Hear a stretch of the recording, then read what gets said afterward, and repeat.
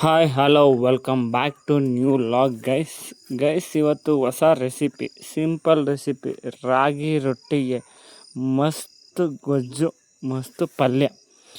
ಏನಿಲ್ಲ, ಬದನೆಕಾಯಿನ ಬೇಯಿಸ್ಕೊಂಡು ಇಲ್ಲಾಂದರೆ ಕುಕ್ಕರ್ಲಿ ಕೂಗಿಸ್ಕೊಂಡ್ರೆ ಈ ಥರ ಆಗುತ್ತೆ. ಈ ಥರ ಆಗಿರೋದನ್ನ ಚೆನ್ನಾಗಿ ಆರಕ್ಕೆ ಬಿಟ್ಟು ಒಂದು ಸ್ವಲ್ಪ ಹೊತ್ತು ಇದಕ್ಕೆ ಈರುಳ್ಳಿ, ಹುಣಸೆ ರಸ ಒಂದು ಸ್ವಲ್ಪ, ಜಾಸ್ತಿ ಆದರೆ ಹುಳಿ ಆಗಿಬಿಡುತ್ತೆ.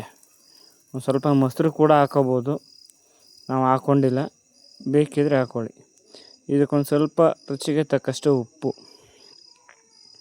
ಹಾಗೆ ಈರುಳ್ಳಿ, ಮೆಣಸಿನ್ಕಾಯಿ, ಕೊತ್ತಂಬರಿ ಸೊಪ್ಪು, ಈರುಳ್ಳಿ ಇದೆಲ್ಲನೂ ಹಾಕ್ಕೊಂಡು ಚೆನ್ನಾಗಿ ಕಲಿಸ್ಕೊಳ್ಳೋದು. ಇದನ್ನು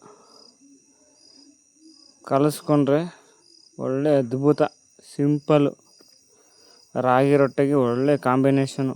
ತಿಂತಾಯಿದ್ರೆ ಒಂದು ತಿನ್ನೋತ್ತ ಎರಡು ತಿನ್ಬೋದು, ಎರಡು ತಿನ್ನೋ ಮೂರು ತಿನ್ಬೋದು, ಎಕ್ಸ್ಟ್ರಾ ಒಂದು ತಿಂತಾನೆ ಇರ್ಬೋದು, ಆ ಥರ ಇರುತ್ತೆ. ಇಲ್ಲಿ ಹಳ್ಳಿಗಳಲ್ಲಿ ಗೊತ್ತು, ಸಿಟಿಗಳಲ್ಲಿ ಗೊತ್ತಿರಲ್ಲ. ನೋಡಿ, ರಾಗಿ ರೊಟ್ಟಿ ಪಲ್ಯ ಮಸ್ತ್ ಕಾಂಬಿನೇಷನ್ ಮಾತ್ರ.